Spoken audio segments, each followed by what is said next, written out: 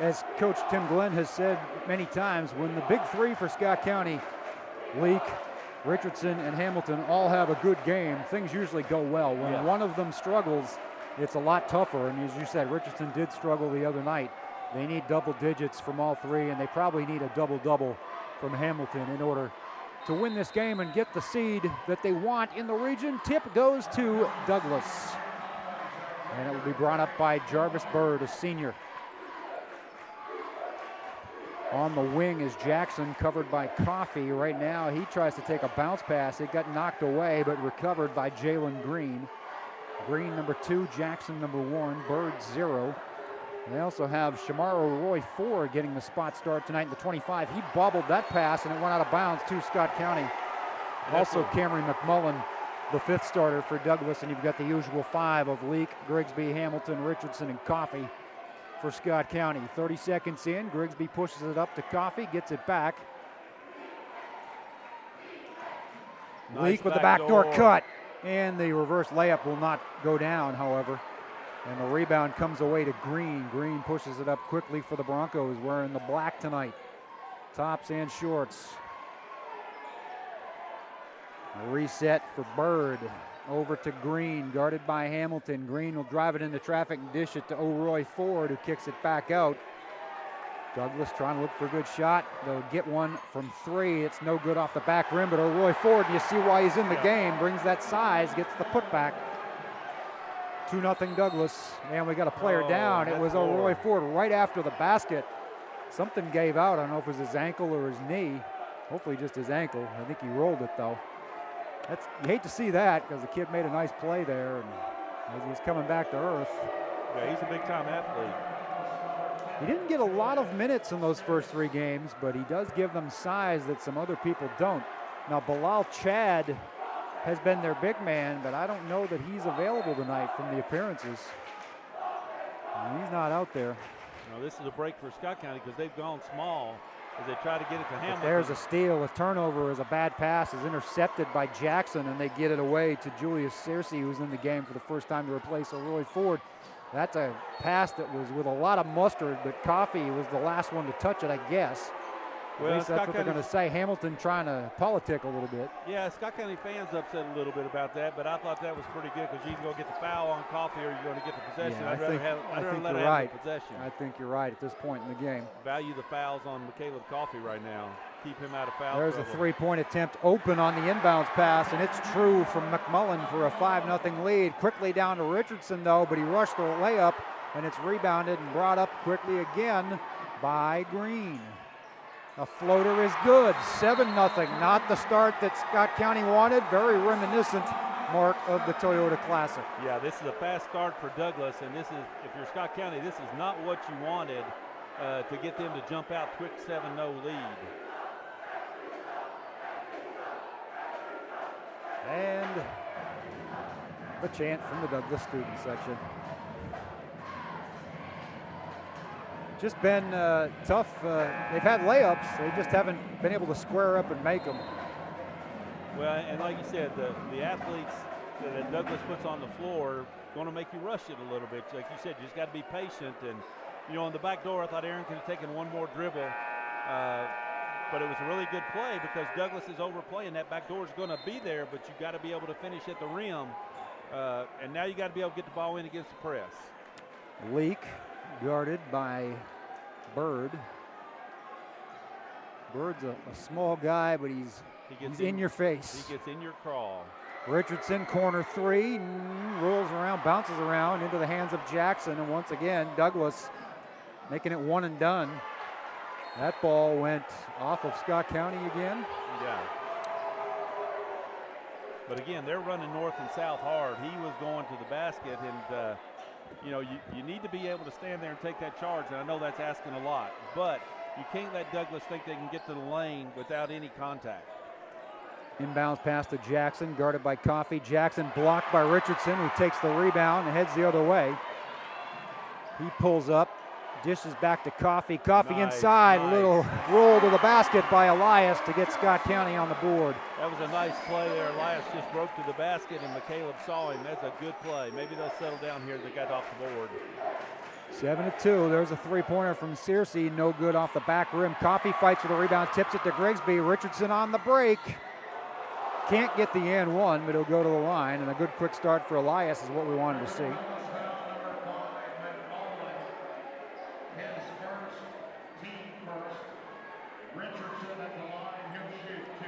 I'd like to see him get Hamilton some touches here early. That would be nice to get him into the offense and all, since he's kind of the top player out there.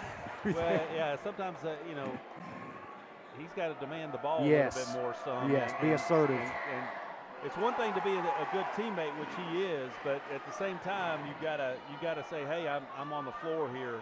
Look at me. 2 free throws for Richardson. He has all 4 for the Cardinals, back within 3. He guards Searcy on the wing, gets it over to Bird, dribbles between his legs with Grigsby guarding him. Jackson tries to ditch Coffey and gets to the rim and makes it 9-4. No disrespect to Mr. Warwick and Henry Clay. I think he's a tremendous player, and Daniel Brown does a great job over there. But in my opinion, I think Jackson's the best in the 11. I agree with the way he gets to the rim. A little give and go there for Leak, but it was intercepted by Bird. But rather, I'm sorry, it was Cameron McMullen. Thought like maybe he stepped out of bounds, but they called the block first. And that's a pretty simple fix to that call. If you're the defender, you got to fall down. They're not going to give you the charge. You got to at least try to sell it. You've got to fall down. Otherwise, they're going to call it a block every time. Drive again by McMullen. Now he runs into traffic and kicks it to Searcy. A little stop, jump stop, but a jump ball, and it will go to Scott County. Tied up with 4:35 remaining. The score's not tied up. It's 9-4 Broncos, but the tie-up gives the Cardinals the possession. And Leak will bring it up slowly and give it to Grigsby for the Cardinals. Now a little physical work there from McMullen. He'll get it across the timeline, will Grigsby, to Coffey, and now Leak with a rim run. Again, another missed layup. Goodness gracious. Bird on the drive, uncontested and unstopped, but he missed it. A little break there for the Cardinals. Now Grigsby brings it down for Scott County about halfway through the first quarter. Only a 9-4 game as Scott County struggling offensively. But they've scored 6 of the last 8 now as Richardson has all 6 on a nice pass from Coffey. They're within 3 once again. Jarvis Bird over to Jalen Green. Drives at Hamilton and gets hacked, and they'll call the foul on Hamilton. Puts his arm straight up a little too late there.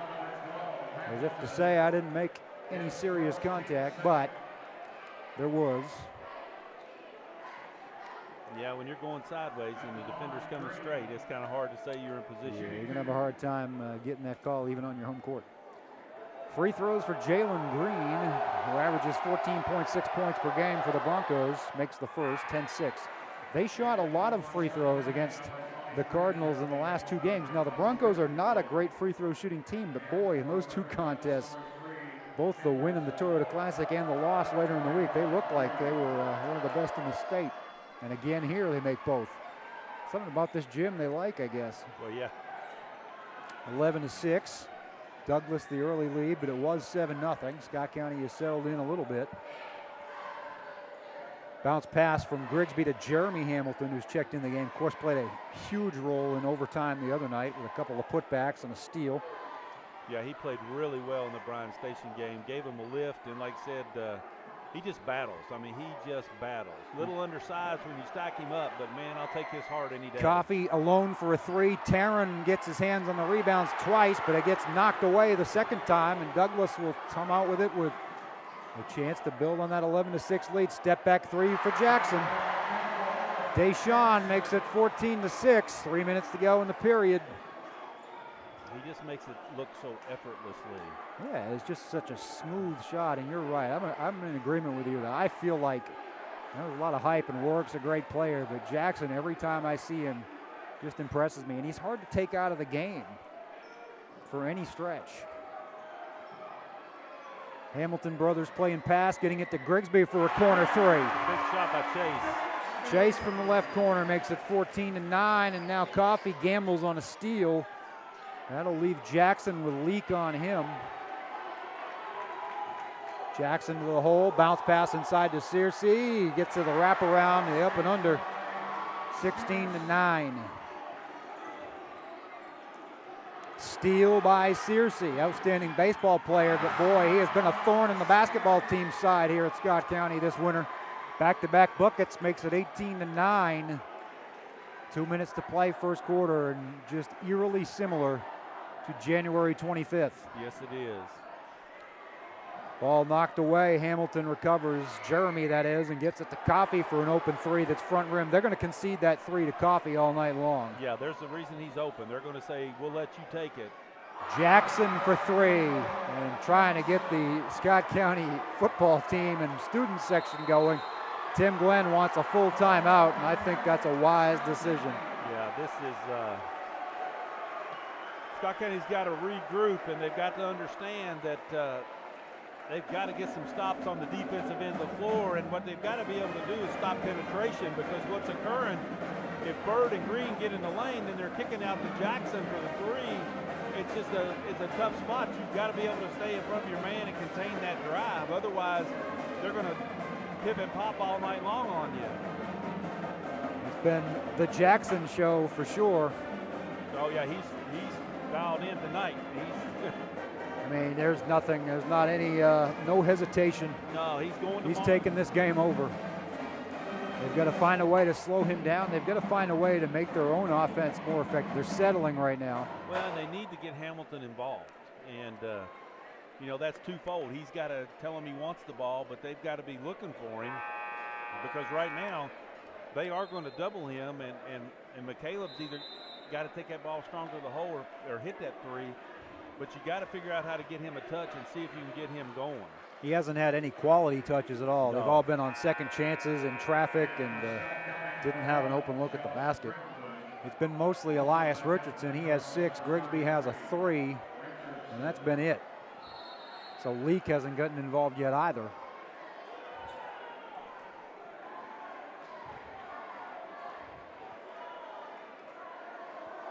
Little pushing and shoving, trying to get position here. Similar to what we saw the other night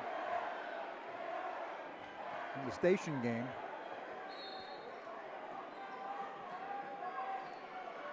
Inbound pass to Leak. Scott County's got to get a little forward motion here at the end of this first period. Leak on the drive, stolen again, and a foul, frustration foul, or maybe a self-preservation foul as he reaches out and grabs number 3, Jaden Henderson. Got to keep your composure. Kurt Young wanted the intentional foul. You're not going to get that in the first quarter usually, but he could have. He had a case.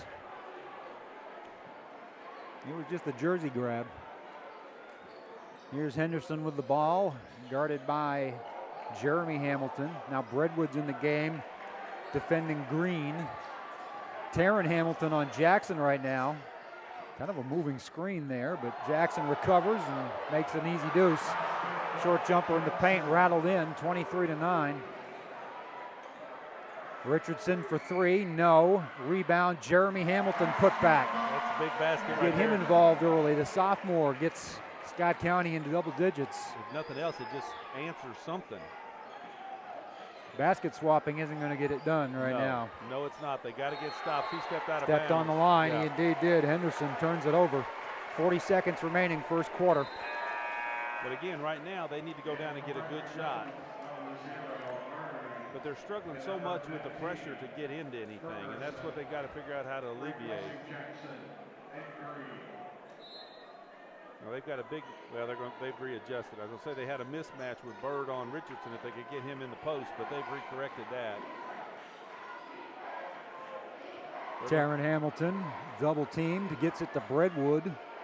Breadwood stops at the foul line and finds Hamilton way up top. Hamilton on the drive, again draws a crowd, but banks it in. His first 2 points make it 23-13 Douglas. And you know, when they made the comeback against Douglas at the Classic, even though the game was never really in doubt for Douglas, you know, Taryn kind of ran the one almost and kind of was a penetrator and getting other people some shots. I don't know if that's the answer or not, but he needs to get involved in this game. Aiden Reed, 3 is no good, and the horn sounds. It was all Douglas in the first period. 23-13, your score after 1. I want to thank our fine sponsors, Bluegrass Orthopedics, Burger King, Galman's on Main, Green's Toyota of Lexington, Georgetown Community Hospital, West Banco, Brickhouse Properties, People's Bank, Georgetown College, Clark's Pump and Shop, DMK CPA, Brickhouse Properties, Steve Skierman, Kentucky Farm Bureau Insurance. I want to thank my employer, News Graphic. Hope you can find the game coverage online from the district tournament, from the region tournament. Please do subscribe. Get it in the mail 3 times a week. All the Scott County and Great Crossing sports you can imagine. Looking forward to a busy spring season here coming up, but we've got some excitement over the next 2 weeks as region and state play is upon us. And 3 of the 4 teams will be playing in the region beginning Monday night. It's an uphill climb to get that district title and the seed that they want for the Scott County boys right now, Mark, as they are down double digits. Yeah, it's but here's the thing they've got to understand that there's no 10-point play. No. So you've got to work it, but the comeback's got to start on the defensive end because they've got to be able to stop Douglas. And right now they're just not stopping dribble penetration no matter who it is. Douglas is getting into the lane, and once you collapse the defense, there's all kind of things that open up, and you got to give Douglas credit. They're sharing the basketball. So when that occurs, they just have too many options. Yeah, they can't let this second quarter be like the Toyota Classic second quarter where it really got out of hand. And there's a loose ball. There's an offensive rebound as they're just going out for getting it. There's a drive on the second chance by Jalen Green, and not the way the Cardinals wanted to or could afford to start the second period. And Breadwood's going to get called for the offensive foul on the spin move. A little bit of a flop by Aiden Reed, but he's going to call it, get it rather. And they're going to call it on Breadwood. His first foul, team's 4th. 25-13, 7:34 remaining in the half. Scott County in a hole early. We've been used to that. Yeah, it's been consistent. Like I said, the other night at Bryan Station was the first time in what? Oh, wow. 5 or 6 leagues they actually had the lead. Had the halftime lead, then they gave it away. But see, you're letting them get into the middle of the lane, the volleyball line on the floor if you're looking at it. And if they get that deep, it opens up the corner jump shot, and we just can't react quick enough. We've got to keep them out. Number 15 is Zayden Ferguson in the game. There's a 3 from Bird, is long. Rebound reached for by Richardson, but again, Jalen Green just wanted it more than the Cardinals right now. There's a spin move by Ferguson, blocked by Jeremy Hamilton, gets the crowd fired up for a minute. Reed on the 3rd chance, and he's fouled. Just too many offensive rebounds being conceded to the Broncos.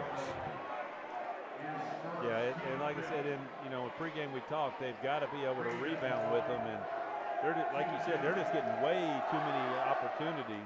Reed misses the first free throw. Coffey and Grigsby check back in. Breadwood and Jeremy Hamilton will sit down as they'll get the offensive alignment, the starting 5 back on the court together.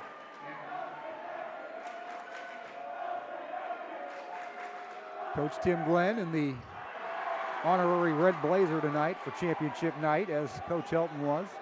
Missed both free throws, did Reed. A little bit of a break for the Cardinals, who need several. Grigsby with it. Guarded by Jackson. They got Jackson in the foul trouble in the 3rd game. They've not been able to do that yet tonight. Only 1 foul at all on Douglas. Turnaround by Hamilton will find Richardson in the corner for 3. Would have been a big one, and didn't go down, but there is the putback in the and 1 for Taryn Hamilton. Chance to get it back to single digits. Foul was on Bird. Foul on Jarvis Bird, his first. Cameron McMullen will check back into the game for Aiden Reed. And that's the first time that Taryn looked like he wanted to make something happen. The shot wasn't there. He got a good shot for Richardson, but he was able to attack the board. He just got to get more active like that, Cal. Rattles the free throw in. 9-point deficit. Spin move by Green, unstoppable there. Coffey just got hung up in the air. 11-point advantage once again. Ticking down to 6 minutes to go in the half. Hamilton doubled in the backcourt. Now he gets it over to Richardson in the corner, way cross court. High skip pass to Grigsby for a deep 3 that's no good. and rebounded by Jackson. That's just not the shot you want. No, you can get that anytime. You know. Extremely high dribble for Jackson that ends up as a loose ball on the floor, and they'll get a timeout, but I think that's the third one already. Yeah, I'm not Scott sure. County has burned. I don't think you need a possession that badly. And now a technical foul on the bench. I think it's on Caleb Coffey. I think so too, actually. Yep, 1-5. Not a smart move. No, and they're getting into his head.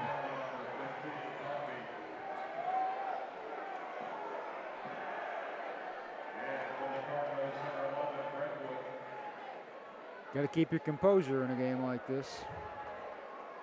Well, yeah, now or any game. Because you're going to give them 2 free throws. And the ball, which you had the tie up. Yeah, you had the timeout, so it cost you a timeout. You don't get to keep the possession. This was all a bad scenario.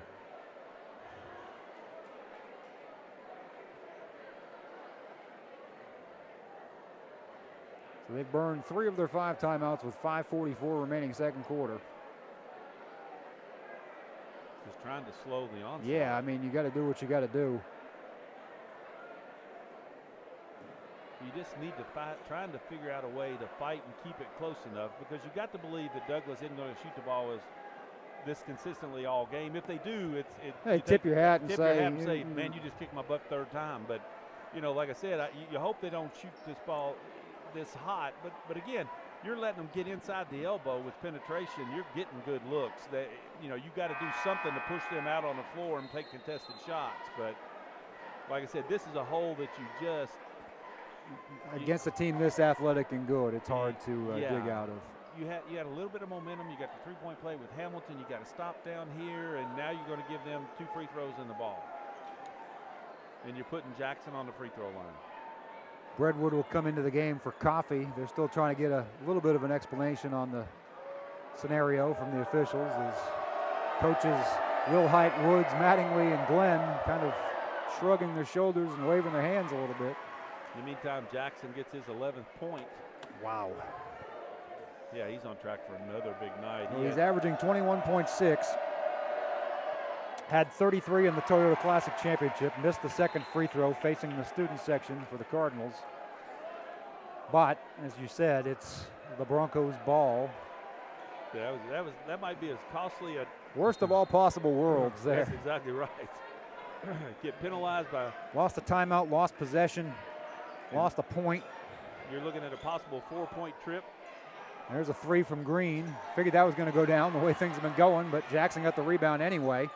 And again, they'll get another 3-point opportunity, and it's going to be true from Jarvis Bird. And seen this movie before, Mark. Yep, and it didn't have a good ending, Cal. Richardson from the baseline catches nothing but air. Coming back the other way is Jalen Green. This could get out of hand early. There's a 3 from McMullen long, fortunately for the Cards. Rebound Richardson. Grigsby running the floor with Leak. Now Leak gets it taken away by Jackson. He's all over the place. Alley-oop to Green. Oh my goodness. Wow. It's the Broncos world right now, and the Cardinals are paying rent. Yeah, it is. Wow. And another steal by Jackson. And he gets fouled by Grigsby. In all honesty, probably not a bad foul by No, Chase. just slow it down a little bit. Yeah. You can't spend another timeout. You might as well foul them. The only problem is it's 1-1, so. Yeah, that is a big problem. Yeah. Jeremy Hamilton will check into the game for Elias Richardson, and there's just nothing that will stop the bleeding right now. And I'm going to tell you, if they're able to finish the game like this, and they can bring this kind of energy. Yeah, they could win the 11th region going away. Well, yeah, and basically, if you look at the pairings for the state tournament, you're away from the 6th and the 7th. Oh, not a bad draw. Finally in a year where Scott County doesn't have a #1 team and Billy Hicks is retired, they're going to get a good draw if they had gotten to state, right? Yep, it's not a bad draw. It's really not a bad draw. They played Trinity and Covcath the last 2 years in the first round. Now they're going to run 2. Kurt Young is not going to let Taryn Hamilton attack this basket. I think Taryn might have gotten away with a travel there. They get it inside to Jeremy. Yeah. Almost got it to fall. He'll go to the line where it's not his best place to hang out. But he'll get 2. only good thing about that was foul was on Green. That's his first, the team's third. Long way from any bonus situation. Jeremy makes the first. Good to see that. Any gain is a good gain right now. Yeah, anything just to try to pin your hat and get some momentum. There. Rolls the second one in as well, 35-18, 4:27 and rolling in the half. Drive and kick, and a three for Green is no good, rebounded by Leak. Probably not the best shot, but the Broncos have made so many, why not? Yeah. Well, but the key is that it's uncontested. That's the problem. And it's a corner three, which everybody says, of course, is the best shot in basketball in 2020, so you're going to take it. There's the double team. Now you got Breadwood from the elbow, no. Rebound kicked around. Jeremy had a hand on it. Breadwood gets it back in the corner. Now he steps inside the line for another try that's no good. And the rebound for Jackson. Again, you got to find a way to get the ball to Taryn Hamilton. In positions where he can score, because they're doubling him out on the floor, so they're making him give it up. Jackson wild, rebound Green, no good. Breadwood rebound. Breadwood pushing the tempo all the way to the rack, but blocked. Probably Jackson again, and then Green on the run. Jackson was there, it's stolen away by Leak, and Leak would have had an open layup, but then he had to kind of hold up because he started to lose control of it, and it got blocked. He's just having trouble finishing it at the rim tonight. He's sweaty palms, I guess. Yeah. Well, he had trouble the other night for a while. It was hit or miss, but boy, toward the end of the game, he was drawing the contact and getting to the line. And that's another thing that's been lacking tonight. Yeah, we're getting nothing into going to the basket. Three-point attempt for Taryn Hamilton is good. Much needed. Cuts it to 14. You know, you got to say one thing about Aaron Leak's play the other night against Bryan Station. To the point, he's got guts. As much as he struggled on the free throws early, to hit them like he did down the stretch, the boy's got guts. He's got short-term memory loss. Yes. That's what you got to have. It's kind of like being a relief pitcher in baseball when you give up a home run. You know, you got to come back. Just worry about the next pitch. And in this case, worry about the next shot. Yeah, second foul on Jeremy right there, but in all honesty, he's going to use up his 5, and that's what Tim Glenn has him in there for, honestly, is right. But you got to be smart up in that situation. He's already cut off from the baseline, so you're giving him 2 free throws. He would at least had to throw the ball back out because Aaron had him blocked. So Cameron McMullen, one in the, I guess they're saying 1-1, one in the bonus. But that's just experience. That's what you learn by gaining experience. So being a sophomore, we do have some young players. Coffey's a junior, Grigsby's a junior. Makes both, does McMullen. Now Reed will check in for him.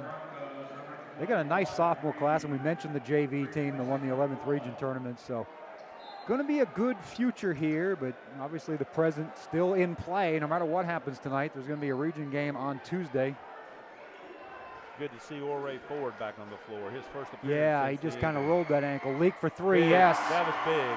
Hamilton and Leak have each hit one to get it within a baker's dozen. He needed that. He needed that. The problem is they're just swapping points for points right now. Yeah, they got to get stops. To your point, they've got to get stops, and that's what we've said. This isn't going to come back on the offensive end. You got no, like you said, there's no magic 10-point, 13-point play. You got to just suck it up and just say you're not going to score anymore. Jackson has Grigsby and Hamilton switching off on him. He gets through the maze. Unbelievable. And sometimes you just got to say, like I said, tip the cap. 39-24. Leak for 3 again. He's feeling it. Gets him within 12 with 2:08 to play. But again, you got to get a stop. You got to get several. It starts with 1. Yeah. Got to take that first step here. I bet they're shooting 70%. Bird in the corner to Searcy. Back, nope. He's going to take it. Kick it over to Bird once again. He loses Grigsby for the elbow jumper that's short. Tipped the Leak. And now contact. Somebody took a dive trying to draw another technical on Coffey. Leak fires a 3 and gets fouled. Now what do we have? He got, I'm not sure he didn't get bailed out a little bit on that. That was definitely a bailout. I understand. He'll take it. I understand that you, I understand you're feeling it because you've hit 2 in a row, but he was almost sitting up here with us when he took that one. Yeah, he was. He gets 3 freebies. Makes the first.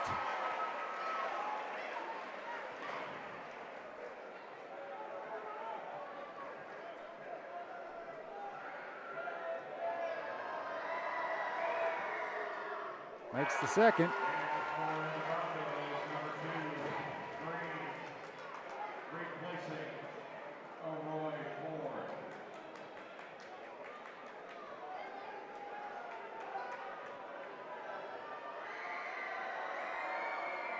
Gets all three after hitting 2 threes before that. So a little mini run here within 9. They can keep this thing under 10 for the half. That's going to be a win. That's a good double right there. 3-point attempt off, rebounded. Taryn Hamilton tears it down in traffic. Chance to get within 7 or less. And I got to tell you, the way this half started, I'd take it. Hamilton off, just a wild shot. Yeah, didn't necessarily need ball on the floor though. He gets it back. Nope, Grigsby takes it. They've got numbers. Grigsby to Leak. Leak and 1. And he's got the block. Chance to get it within 6. What a comeback here.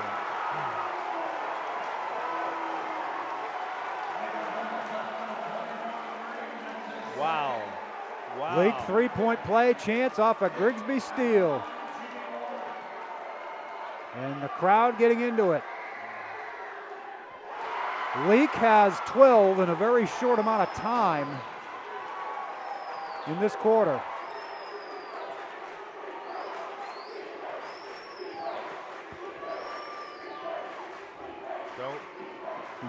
Oh. Steal by Jeremy Hamilton. Just stuck his hand in there and got it. Wow. Can Scott County close with a flourish here?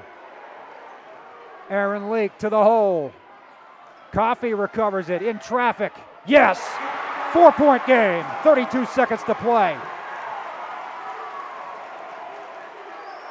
3-point attempt from Douglas. Good by Bird. Wow, that's a momentum killer.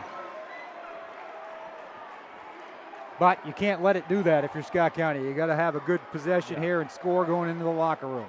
Make sure you get the last shot.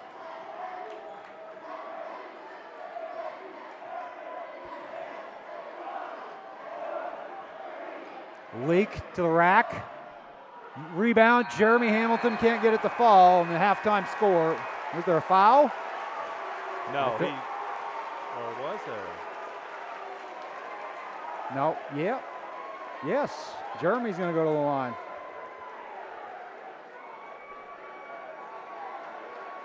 So Scott County has tightened it up. They got a chance to tighten it up even more.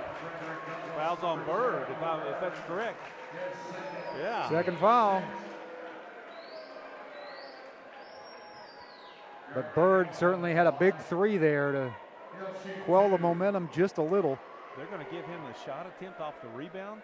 He was definitely shooting, but I didn't see that he got fouled on that shot, but I'm not going to complain about it. I thought he was. And they also put 0.3 of a second back on. These are huge. If he can make 2 more. Yep, makes the first. 6-point game.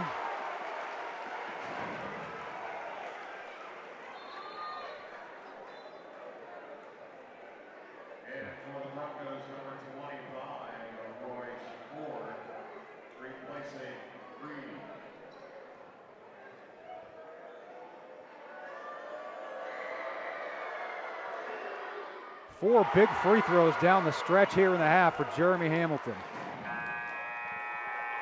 42-37, your halftime score.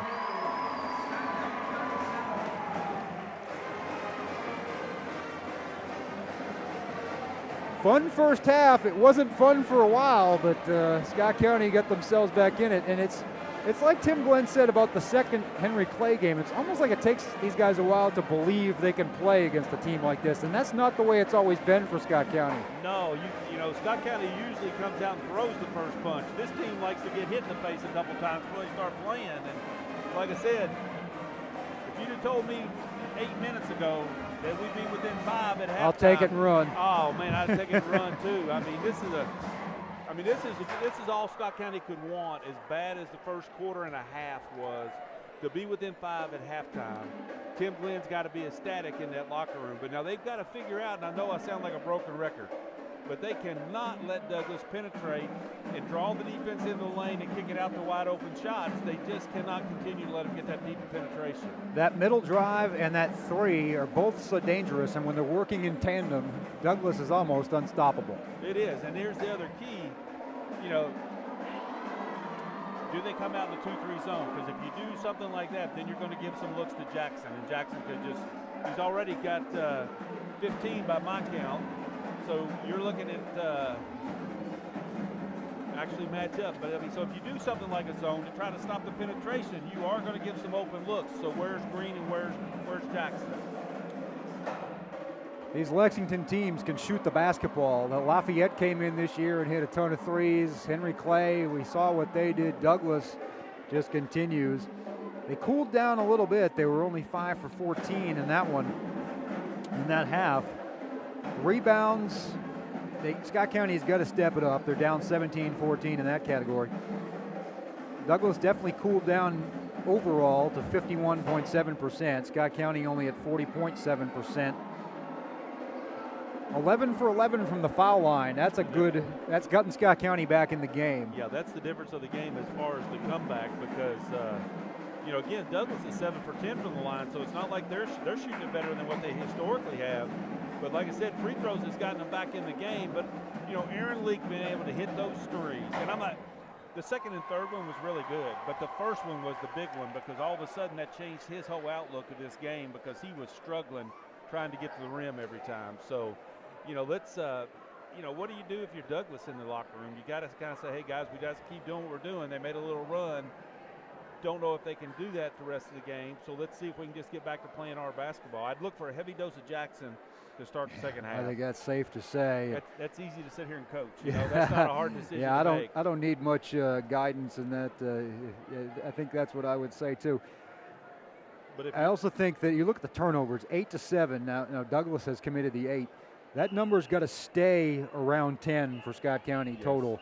Yes. And they've got to ramp Douglas up. They've got to get between 16 to 20.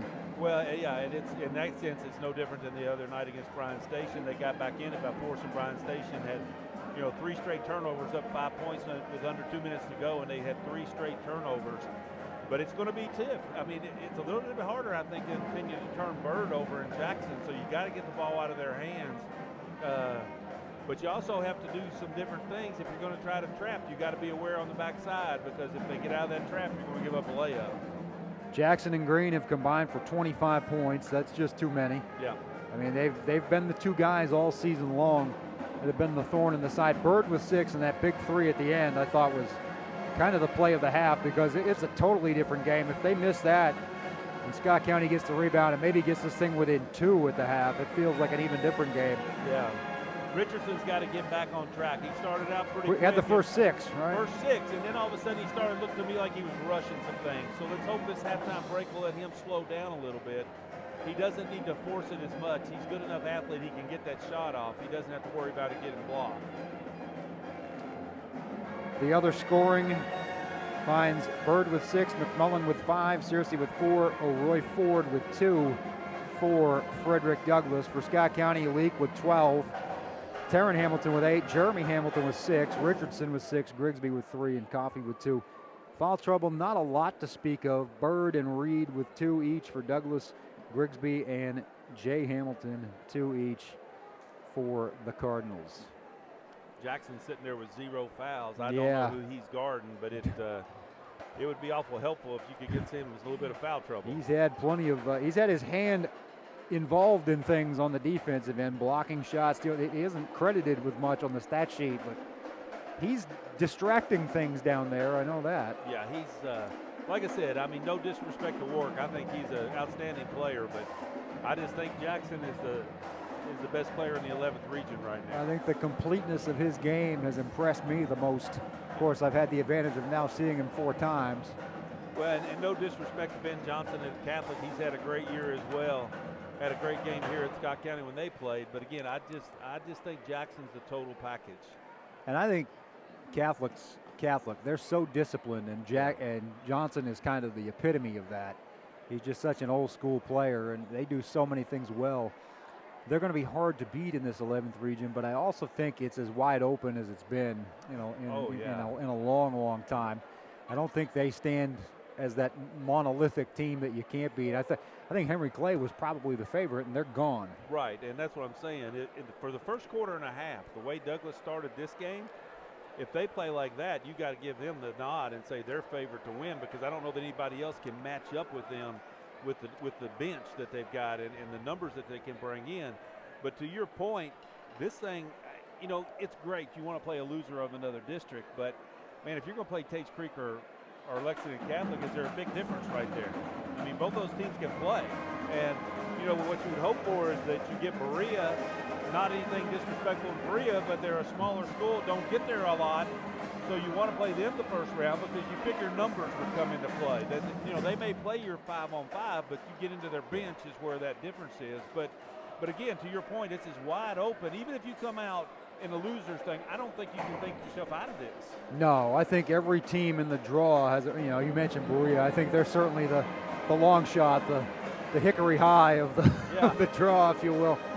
But other than that, I think Madison Central doesn't look very unbeatable as a district champion. 2 years away. They're 2 years away because their JV team. I saw in the oh man, that was a nice game to watch them and Scott County go in the semifinals. It always comes around for Coach Feldhouse down there. Oh yeah, it'll happen. And then you have the 43rd, which Tates Creek. Maybe the runner-up there, and that's going to be a tough assignment for a district champion as well, assuming that Catholic wins that game tonight. Now anything's possible there. Yeah, the other side of it is, and like I said, you really can't count them out. You got Frankfort or Franklin County. While they're not a Lexington Catholic or a Frederick Douglass, on a given night, Frankfort proved they could play with anybody. So I mean, again, Scott County has beaten Franklin County this year, but it was here. It would be there if that turned out to be a 2 versus 1 matchup. But we hopefully 16 minutes here, Scott County can continue what has started there in the final 4 minutes of that first half and seal the deal and pull off. And Douglas did the same thing to Henry. Henry Clay had that game in control the other night, and you just can't let off the gas in Kentucky high school basketball, especially in the playoffs. That's exactly right, because anything can happen, and sometimes the hardest thing to do is to play with the lead because of the pressure that you don't want to give it up and you don't want to have that turnover.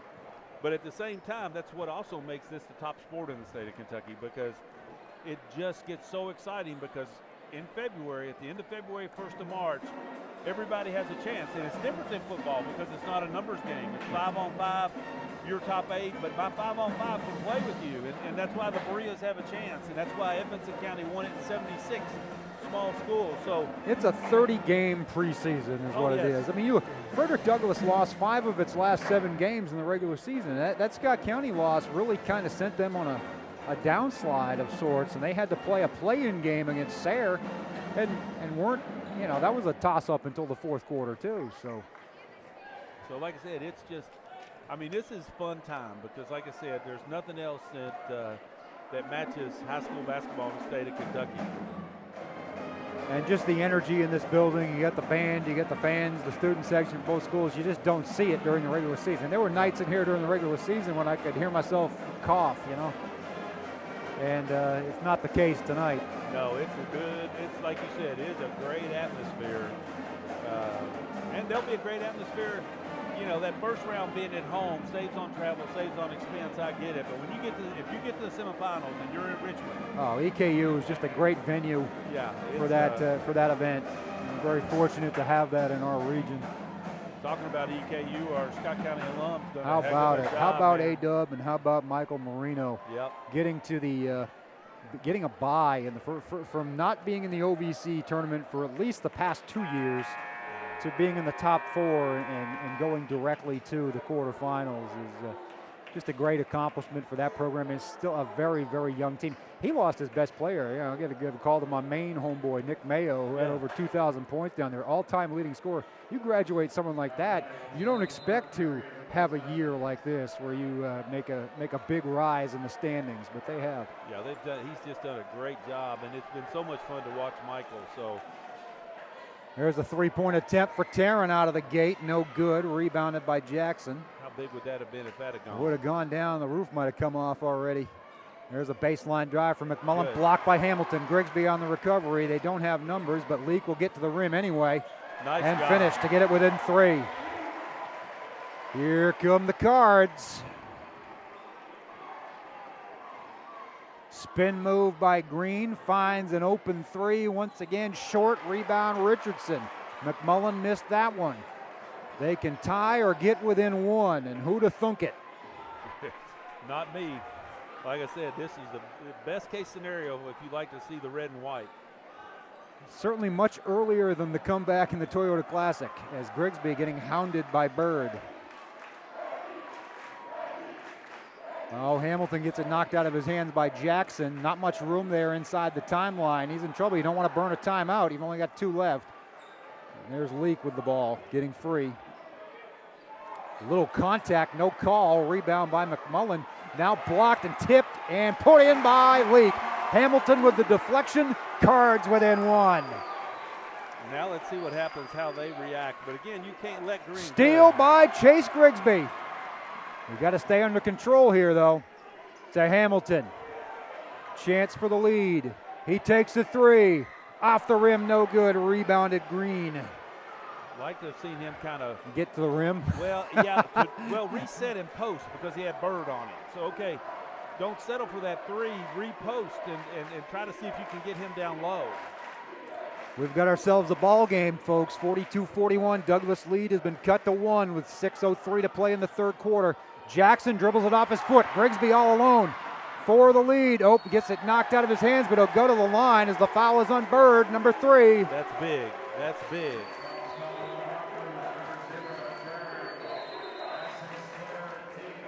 Timeout. That's big because in my mind, Bird is their catalyst on defense. When they need to turn up the pressure, he's the one on the ball. 3 fouls are going to make him play a little bit timid here for the rest of this quarter at least until the 4th quarter. And if we get lucky, can pick up a 4th, I think that changes what Douglas can do on the defensive end of the floor. We're doing a better job down there of not letting them get back in the lane. They did a good job of cutting that drive off the last 2 possessions by Green and by Jackson. He's a stopper for them in so many ways and a catalyst. So if you can get him on the sidelines or at least out of his element a little bit. Yeah, he's going to have to back off on the aggressiveness. He can't afford to pick up a 4th. So here's Chase Grigsby, pretty good free throw shooter, but this is a kind of a, even though it's early, a pressure-packed spot. They get a chance to take a lead that they, I don't think saw they had a chance to take this soon. No, the second half. It was a 16-point game not long ago. In fact, it might have even been more than that. He rolls in the first. Largest lead was 35-16, 19. So since then, it has been a 26-7 run.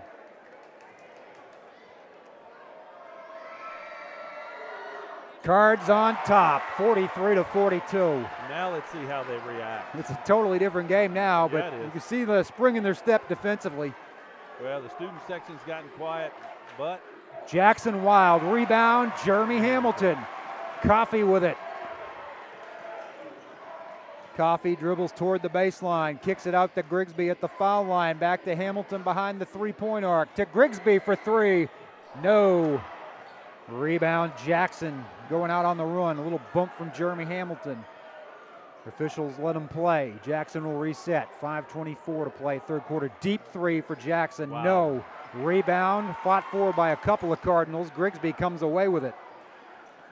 Finds Coffey. Too many people bunched up in a short amount of space for Scott County right now. That's 4. That's 4 on Bird on the floor. 4 on the floor on 0-0.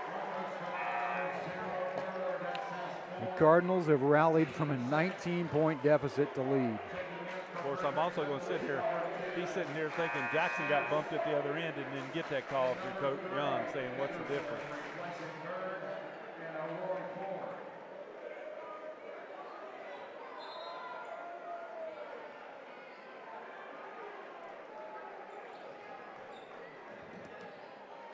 Chance to build on it. There's a turnaround from Leak. No, can't roll it in, but there's another offensive putback for Jeremy Hamilton. The sophomore has come to play in this tournament, much like his brother did as a sophomore in the region tournament a couple of years ago. Unexpected contributions. Jackson gets to the rack, though. Yeah, you just can't let him get that deep. You just can't do it. Taryn Hamilton stops and pops. Can't roll it in. Jeremy fighting for the rebound again, but it goes off of him to the Broncos. Got to settle down a little bit with the offense here.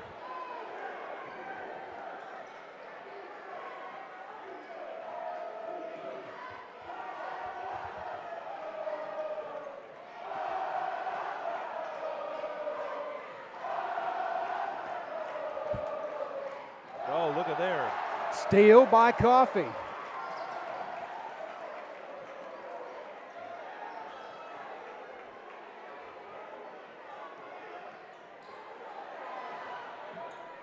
Drive and dish to Coffey for two. Leak with the beautiful pass. And here's a steal by Grigsby. And another one. Grigsby to the rim. 5-point lead. Wow. It was 35-16 about 12 seconds ago. Oh boy, a drive by Green and a chance for an and one. This thing's getting good. And that foul's going to be on Taryn, so that's Taryn's second. But that's only the first of the half, so Green got two. Chance to cut it to two for Jalen Green. Thorn in the side in all four of these games in this epic series. He gets the three-point play. 49-47 Scott County. 3:42 remaining in the third quarter. So many momentum swings in this series, but the pace is about the same as it's been. There's another bucket for Jeremy. 51-47. Well, I tell you what, the assist from Grigsby. You just got to love his motor, man. He's just goes. They're going to get him for a foul there? They're going to get Jeremy for a block. That's his third. He does have a motor, though. He brings so much energy.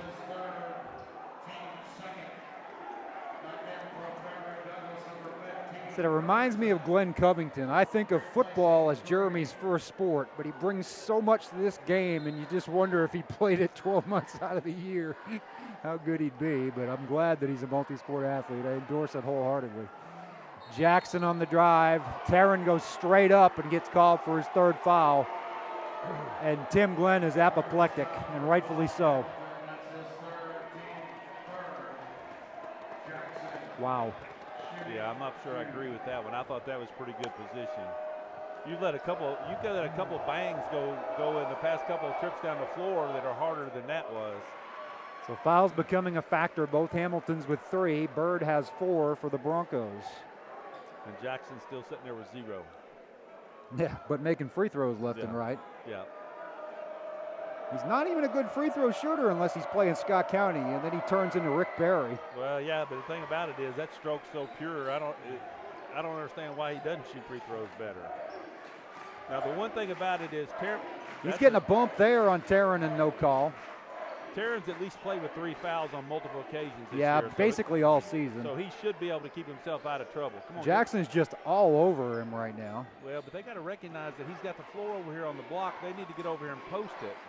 Leak gets the ball knocked out of his hands, and they're going to call the foul on number 3, Jaden Henderson. And it's going to be 2 free throws for Leak. He stops the clock with 2:51 left in the third.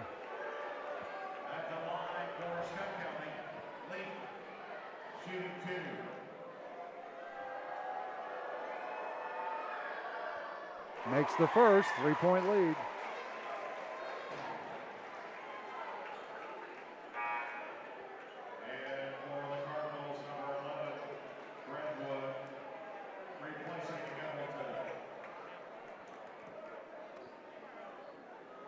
Aaron Leak has had himself a good tournament. He's trying to make it a great tournament here and help carry his team to the district championship. He gives them a 2-possession lead. A long way to go, 2:50 to go in the third period. Now what they need to do is play really good team defense right here while Taryn's on the bench so that they don't let them back in the game during this stretch where he's out. Scoop shot no good, rebounded by Douglas. And as Henderson went and gutted himself. Three-pointer for Jackson is good. My there's goodness. second attempt. There's the second attempt. Saw that so many times in the first quarter. Coffee baseline drive.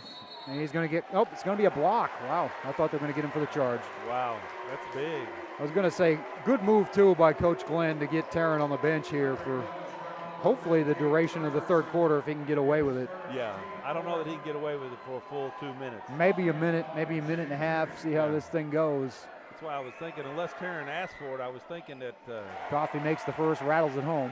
I was thinking that he may do the sub at a minute and a half under 2 minutes, but to your point, if he can steal these minutes. Coffee misses the second, 2-point game, Cards up. I'd like to see him get Jeremy out of Jackson to the rack, blocked by Coffee, rebounded by Coffee. Fast break for the Cards, maybe. Nope, Coffee will step back and get it to Grigsby. Yes, it was. Grigsby to the rim. Easy finish. 4-point lead once again. Grigsby's had a nice offensive and defensive game tonight. Three-point attempt is good by Mr. Jackson, 56-55. Here we go, back and forth. Breadwood, Grigsby, corner, into Coffee, over to Jeremy Hamilton, who dribbles it off his foot. Just the hands sometimes don't always work the way you want them to for Jeremy, and here comes Tarrant. So, yeah, this is probably a smart move, too, to get him out before he picks up a fourth. Got to have him. You're going to kind of alternate him and try to keep both of them in there. Yep. The game within the game. It's a chess match right now. I mean, it's a good one here in the 42nd District Final. Jackson with a step back. If that goes in, I'm going home. Offensive rebound. Another second chance. Jackson over to Henderson for three. No. Rebound to Coffee. Grigsby will slow it down. I think that'd be a good idea to slow it down as much as you can. With the foul situation being what it is all of a sudden.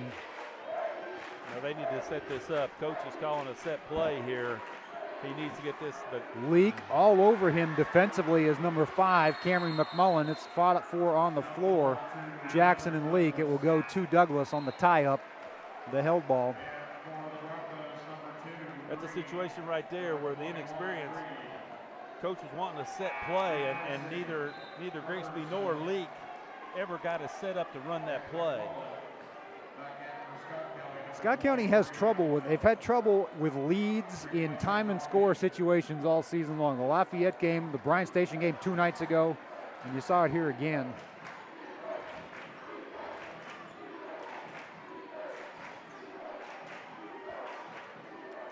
Under 45 seconds, Douglas trying to regain the lead. Jackson guarded by Breadwood, foul on the floor.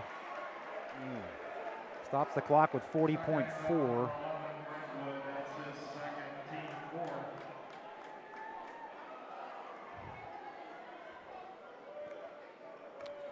Inbound pass to Henderson.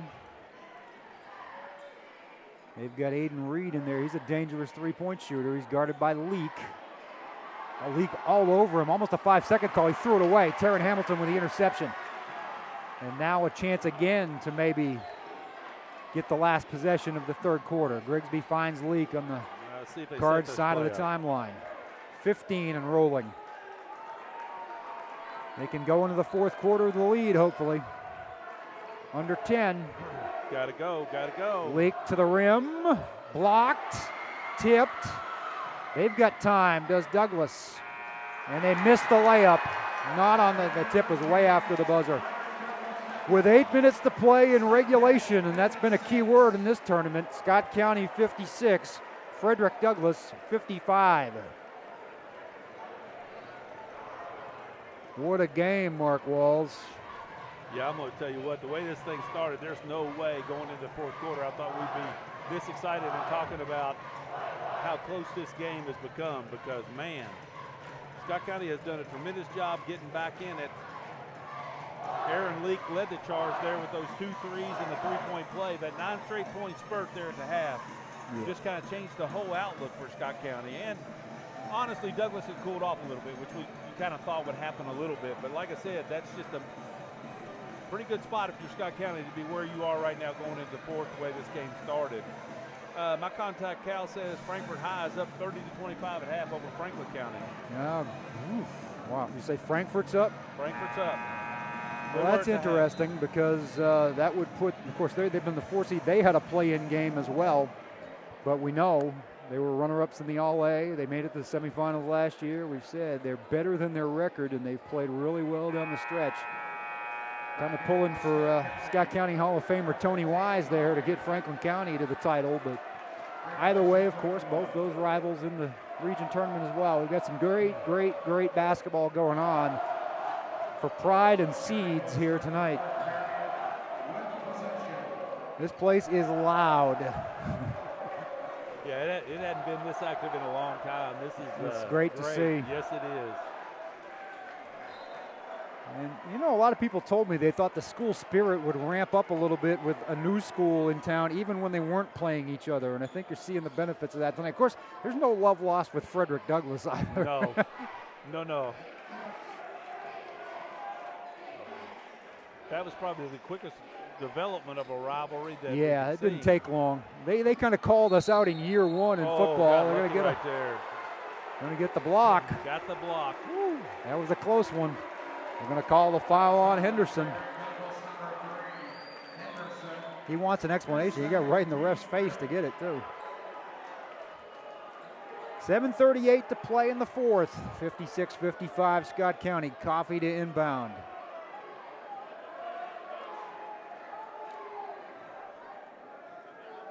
And referees trying to get after the contact on the floor here. Inbound pass, no, but Jeremy Hamilton got hacked. You saw that coming. A little shoving as they pull away from each other.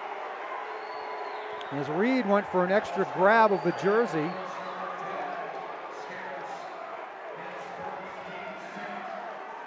They called the foul on Julius Scarce. And now they're talking to him, and he's trying to say there was a little extracurricular activity. Jeremy Hamilton, who I'm not going to jinx it by saying he's had a better than average night from the line. Whoops, I just did. He gets 2, 5 for 5, and he puts them up by 2. You got to think he was shooting a lot of them in practice yesterday. Get that muscle memory going. You know, there's some kids, the more you beat on, the better they get. 6 in a row, and they've got the 3-point lead. I'm just saying, the more they hit Jeremy, just ticks him off. That's all I'm saying. He's a football player. He gets it. He loves contact. Yeah, he does. He's a sticker. He's an old school safety. Oh, yeah, foul away. What is that going to be? On Grigsby? Leak, I think. Yeah, it's on Leak. Second on Aaron. Team's 5th. Still not in the bonus either way. Inbound to Henderson. To Jackson. Thought about taking that potential tying 3, and now finds Green on the right wing. He loses his man and drives it to the rim for 2. Left Jeremy Hamilton behind. Sometimes Jeremy gets caught out of position on the wing there and has to play catch up, as he did on the last play of the game the other night. He got there just in time to disrupt the shot then. 58-57 Cards with the ball. Leak on the right wing, guarded by Henderson. Over to Grigsby. Grigsby thought about it from deep. I hope he thinks better. Now signals top of the head. Coffee cuts to the middle. Jeremy Hamilton will get it. Over to Coffee once again. Grigsby cutting through the paint. Scoop shot. How did he get that to go down? Are you kidding me? Unbelievable.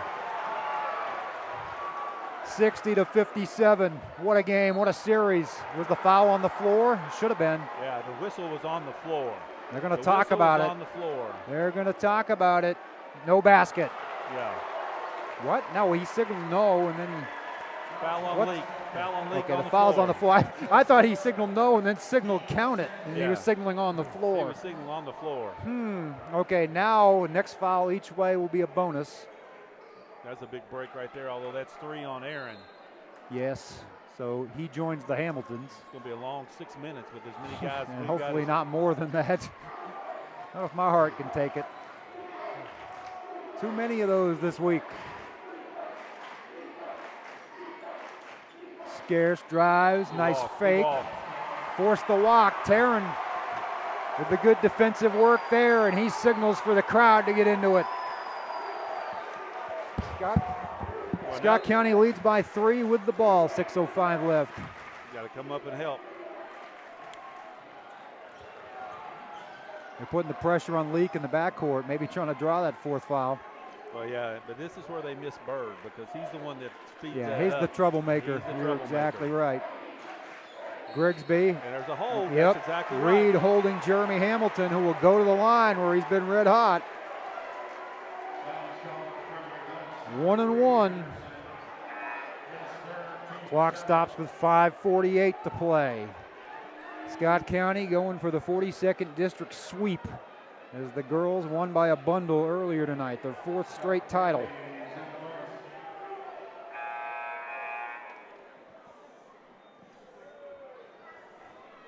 Step off the line, Jeremy. Back up. Yep. A little delay here. Place got a little quiet. Everybody's trying to catch your breath. Everybody trying to freeze. Refs trying to freeze the shooter. Now they're just trying to figure out whether, I think they were trying to figure out if it was 1-on-1 or not. The board had it as the 7th foul. He makes it 7 for 7. My man. He's got to start getting some all-tournament consideration. He only had 4 points the other night, but they were the biggest 4. He can't stall. And now, Kurt Young is trying to kind of hold things up, I think, here. Are we sending the teams to the benches? What's up?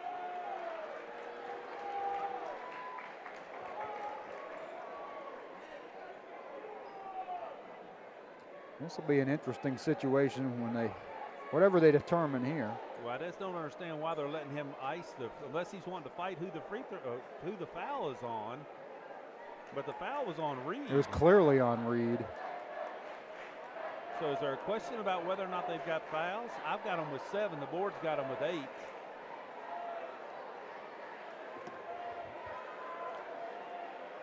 I mean, either way, it's a 1-on-1.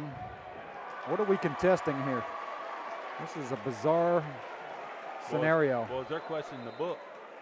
That's what they're doing. They're questioning the book.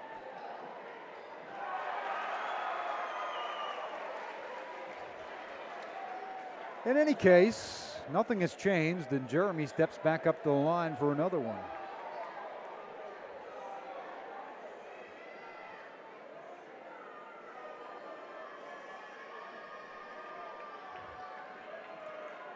Jeremy Hamilton has been stupendous in this tournament, and he finally misses one. We kind of saw it coming with the freeze there.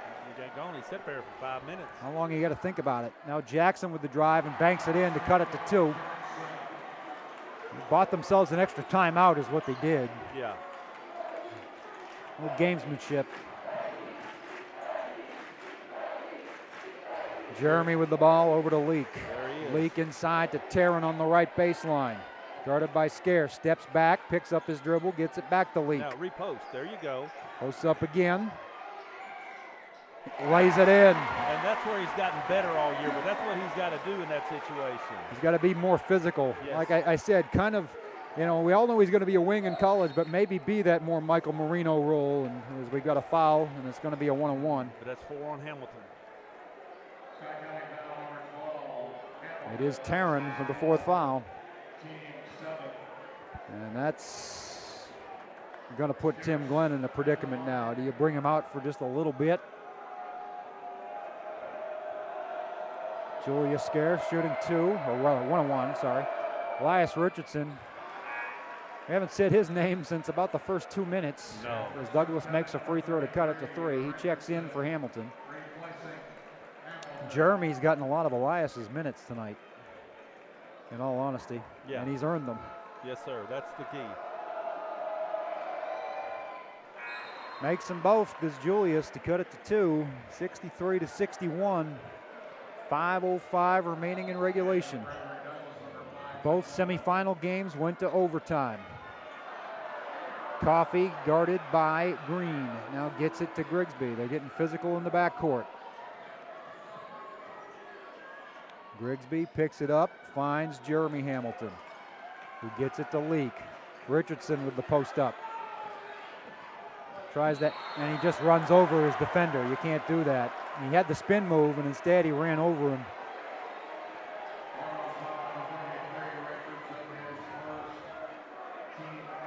It's getting a little tense. The collar is getting a little tight here. Yeah, exactly. And you feel he just needs to calm down. Just take a deep breath. I mean, you know, take what they give you. 3 for Jackson for the lead is no good. Jeremy Hamilton tears down the rebound. 4:30 to play. Just need to buy some time with Tarrant on the bench here. Take your time, no rush. Don't play like your hair is on fire. Leak puts up a runner and rolls it in. I'll take it. 65-61, 4:19. That's when you go, no, good shot. Yep.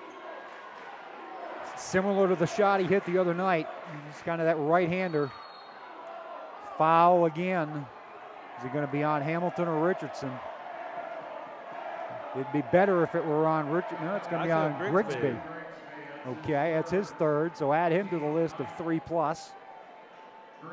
Basically everybody but Richardson right now. Coffey might only have 2.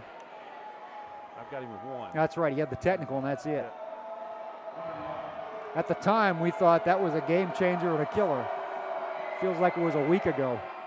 First free throw goes down for Green. 4:09 to play. I haven't heard his name in a while. Yeah, they've done a good job on Jalen Green. Jackson has been hit or miss. It's just been kind of a strange half since Scott County took the lead. Neither team's barely gotten a lot of momentum going. Misses the second rebound for Richardson with somebody all over him. Yeah, he had a handful of jersey. Grigsby with the ball on a 3-point lead at the 4-minute mark. Leak, right corner. Buying time, gets it to Jeremy Hamilton. Now inside to Richardson, again along the baseline. Bad angle, but gets it to Coffey. Coffey dips, can't get it blocked. Rebound for Jeremy Hamilton, and he'll go to the line. Foul's going to be on, I believe, number 15, Zayden Ferguson. 3:43 remaining. The pressure is mounting on the free throws. Jeremy's hit a lot of free throws in this game, and there weren't a lot of pressure on him being down 9-10 points. Makes the first, though.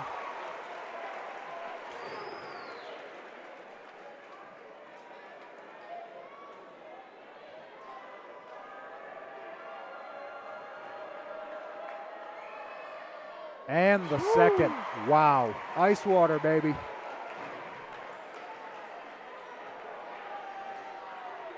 Five-point game. Largest lead for Scott County, I do believe. Driving a dish. Ferguson's going to the line. At least he didn't make the layup. No, but that's 4 on Grigsby. You know, and they all do it. When you see that guy down there and you rotate, you got to get in front of the guy. You've rotated to the block. You can't stay behind him. Ferguson hasn't been to the line much. And he missed that one. Tarrant checking back into the game with 4 fouls. Grigsby has 4 fouls. Jeremy Hamilton has 3. Leak has 3. Both teams in the double bonus. Going to be a lot of stopped clock and a lot of free throws down the stretch. Game of attrition here as Ferguson cuts it to 4.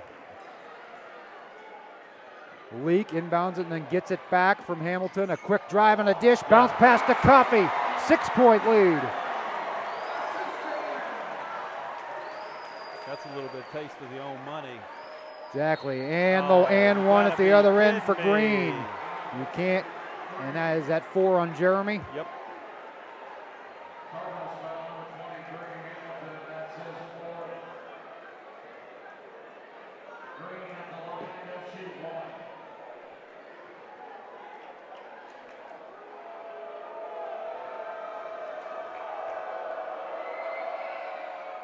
Miss. That may be the saving grace if they're going to start missing free throws. And they're not the best free throw shooting team. We said they have been. Leak with a jumper they didn't need to take. My goodness. Too quick. Again, you got to understand time and score right now. And it's been their Achilles heel as a spin move by Grigsby. Or rather Green. I had the other two in my head. Okay, boys, just run your set. Get a good shot right here. Grigsby with the ball, 2:45 and counting. 2-point lead for the Cards. Foul trouble is deep right now. Taryn Hamilton spins around Ferguson to the rack for two.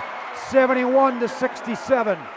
2.5 minutes to play. He has gotten so good using that off hand right there, learning to use that left hand that allows him to protect the ball. Green drives on Jeremy Hamilton, kicks it out for a three-pointer. That's good. Three-pointer by number 3, Jaden Henderson, 71-70. Down toward 2 minutes.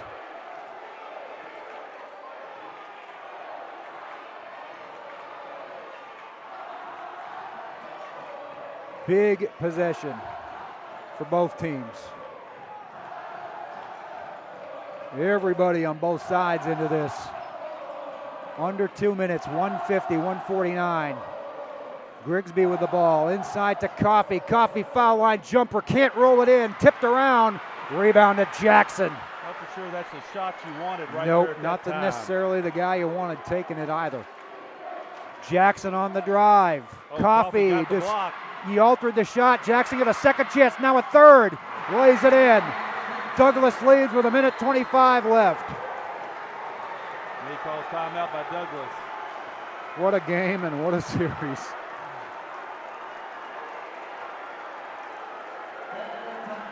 Third chance layups are going to kill you every time. Yeah.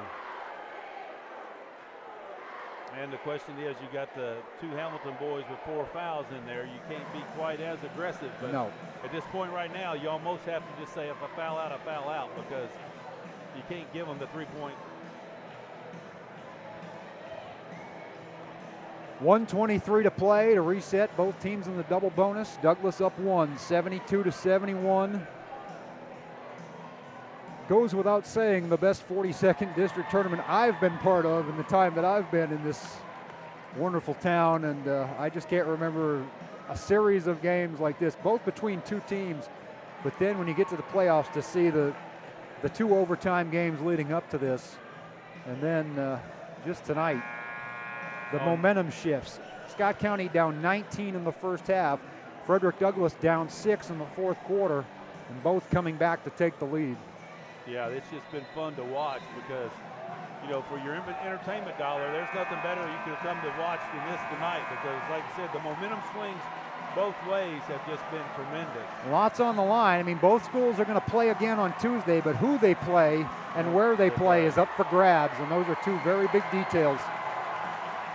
It is loud and proud in this gym right now. Bipartisan crowd up on its feet, and rightfully so, saluting two great basketball teams who have saved their best for the end of the season, I think, no question. And Bird's back in, so that's going to change this press A lot of guys on the floor with 4 fouls right now, including Chase Grigsby with the ball. Leak. Okay, you got the switch you wanted. Taryn Hamilton. He's got the smaller man, now he's being doubled, gets it to Leak, finds Grigsby, 1:05. Run something to post him up, he's got 3 on him. Into Taryn, spins, shoots, goes to the line with 57.9 seconds.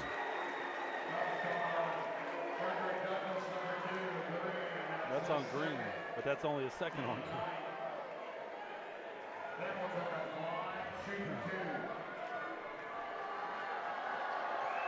Taryn makes the first to tie it.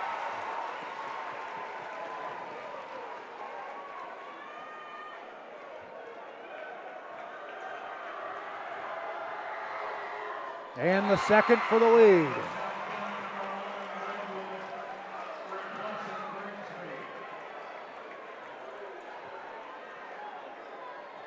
Wow, this don't get any better than this. This is if this don't get your heart pumping, you're probably not a basketball person. Wow. Probably need some other hobbies. There's the drive for Green and the pull up to goes, and it's 74-73. That's just too easy. Yep, not contested at all. Yep. And then That's a good call. That is a good call. I know Kurt's upset, but that is a good call. The foul will send Taryn Hamilton back to the line. That's Searcy who picks up his second. Ball doesn't go that far sideways if you hit the ball. No.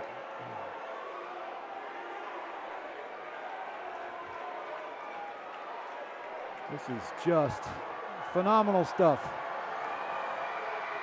Taryn Hamilton hitting some of the clutchest shots of his life.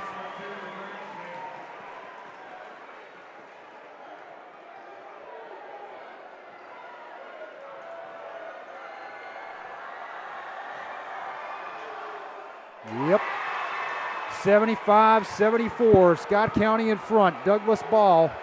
Jalen Green has it. Guarded by Josh Breadwood. Stay in front of him, Josh. That's all you have to do at this point. Deshaun Jackson, what a night, what a season he's had. The junior drives, gets it to fall with 23 seconds left.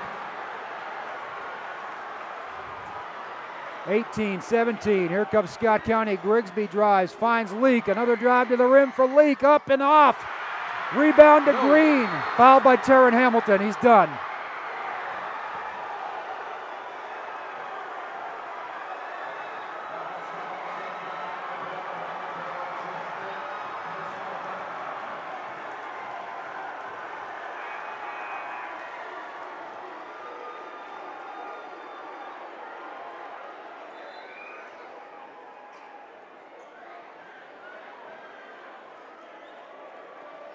So a 1-point lead for Douglas. Taryn Hamilton done for the night, but they've got to shoot 2 free throws, 9.6 seconds.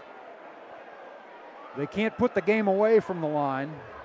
No, they've got to have, actually, to be honest with you, the pressure for them is to hit both of them. Yeah, they're in trouble if they don't. That's exactly right. If you're Scott County, you just need to be sure to get the ball inbounds and get it up to get an attempt with a 3.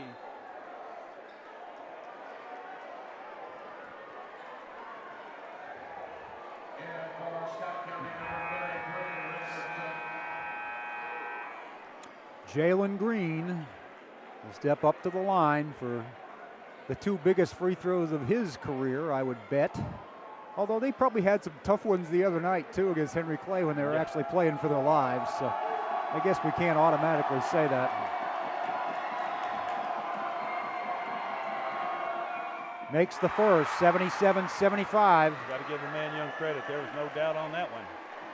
There was no doubt on that. Tried and true right there. Tim Glenn will try to freeze him. That's the next to last timeout for Scott County.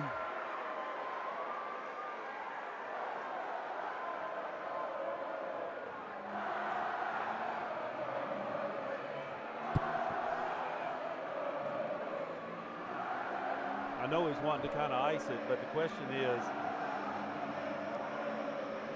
what's coach prefer? Is he going to let him bring the ball in and come down here, or is he going to get the half court? I was going to say it's a doubly important timeout because you're icing him and you're also discussing what you're going to do after you get the rebound. Yeah. I'd like to see him just come on down. I don't really. I'd like to have Aaron Leak just drive the length of the floor and make something happen. Maybe you get an and one and tie or win the game. I don't know. If Douglas makes the free throw, of course, Kurt Young's telling his team, do not foul on the way to the rim.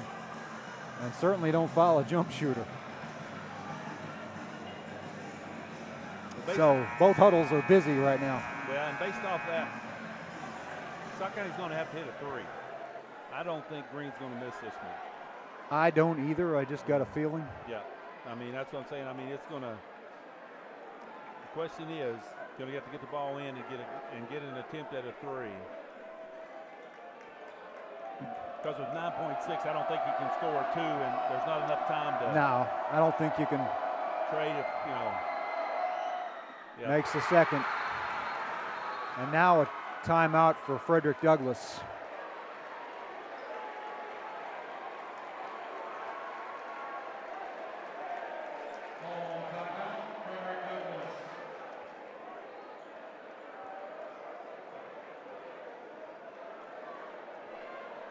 Oh, man. Wow. It doesn't get any better than this. It does not get any better than this. It doesn't. I don't care, win or lose, whichever side you're on. This has been a game where you just salute all the kids involved, the coaches for both sides. I feel like both teams are in a position to do some damage next week and represent this district very, very well. I don't think there was a tougher district. I know there wasn't in this region. I don't believe there were many in the state. Yeah. Well, but here's the key for next week. It's going to be matchups. Whether you're a winner or a loser, it's going to depend on the matchups and how you individual match up. If you get a good draw, I mean, there are certainly, even if Scott County goes in as a 2, there are a couple of favorable draws. Yes. A couple of teams they've already beaten that could be 1 seeds.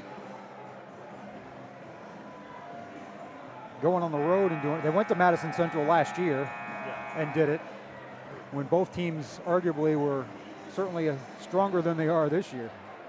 But again, the key to that is just the individual matchups. I mean, do you match up size-wise? Do you match up quickness-wise? Also true. You know, so again, it's still wide open for anybody that's there. Redwood inbounds to Grigsby, pushing it up, 8 seconds, 7 seconds, 6. Grigsby loses the handle. Now he picks it up, he throws it away, and it's going to be a Douglas victory. They scramble on the floor. They went out of bounds. Well, are they going to put time back on? Wait a minute. The students storming the court. There should be a technical. Yeah, that really should, to be honest. That's crap. I mean, I know the horn sounded, but I mean, they're going to have to go the length of the floor, and there's not going to be much time to do it. Yeah, the question is, he signaled Douglas ball, so it's irrelevant, I think, because I think it's going to be Douglas. It's not basketball. A tie-up, okay. No, it's Douglas basketball.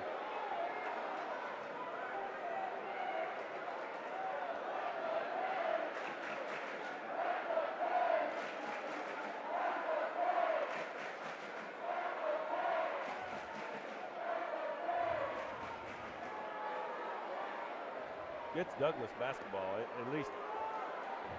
Yeah, with three tenths is not going to do anything. From what I saw, I mean, it's not even close as to whose basketball it is.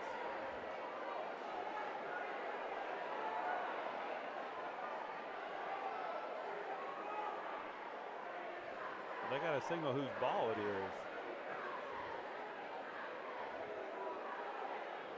They're going to give it to Scott County. They're going to give it to Scott County. Wow. Wow. Well, they got time for a catch and not really a catch and shoot. You almost have to tip in a 3-point. Yeah, it's just, you got. I mean, that's kind of random to put 3 tenths up there, isn't it? I mean. Yeah. Somewhere there's been an agreement that's in question 3 tenths is what everybody's accepted, because to your point, there's no way you know.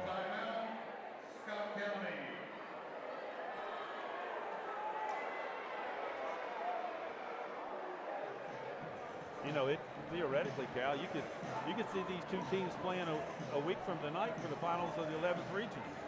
We saw it last year with Scott County and Henry Clay, and yeah. I'm not convinced that you're wrong. I think there's a good chance of that. I think if you've got a chance to run the table and get to Rupp.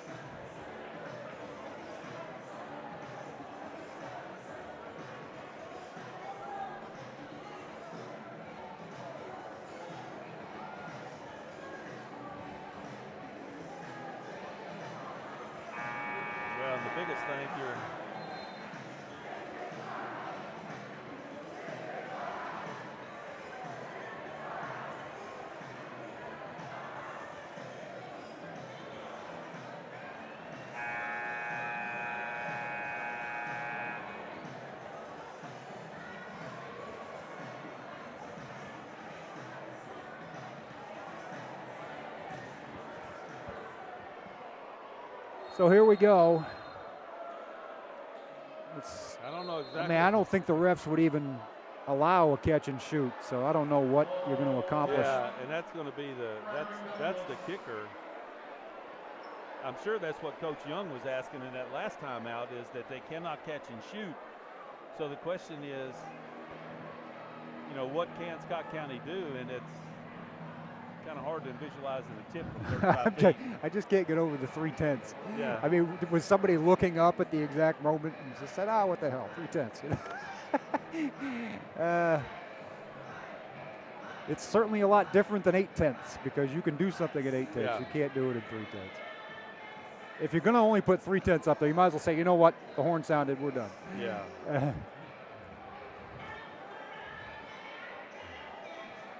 We got a nice visitor walking down the aisle right there. This has also been the longest 3/10 of a second in the history of mankind. Hey, look at that. Michael Marino in the house. Michael Marino is coming on over. What's up, brother? 3/10 of a second for what would be an absolute miracle. Smart move by putting O'Roy Ford back in the game, put him on the ball. Yeah, get the tallest guy on your team to guard the inbounds pass. I don't even know if Coffey could see over him. That's the Rick Pitino rule. Leak fires from half court. Oh my goodness, he almost banked it in. My word.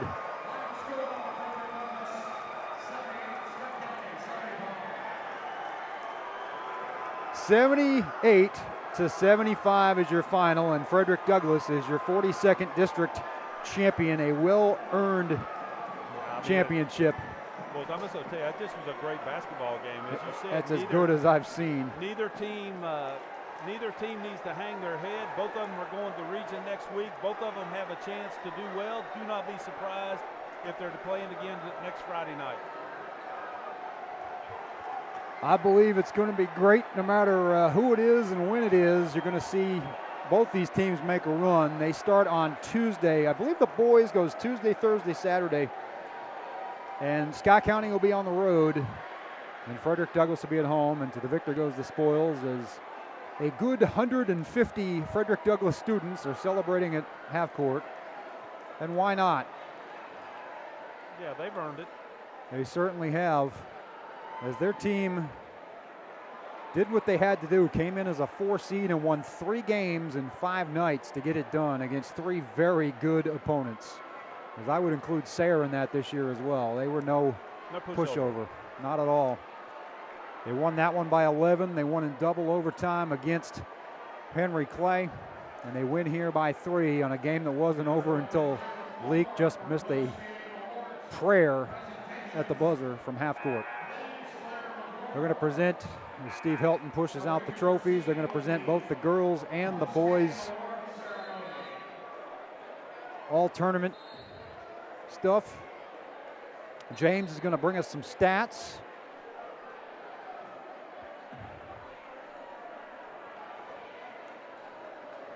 And then we will sign off until tomorrow night for the Battle of the Axes. I hope you can please join. I hope you can be there.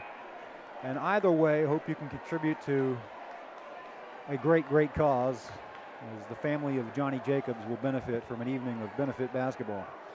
Final numbers show, no surprise, Deshaun Jackson with 31 points, 11 rebounds.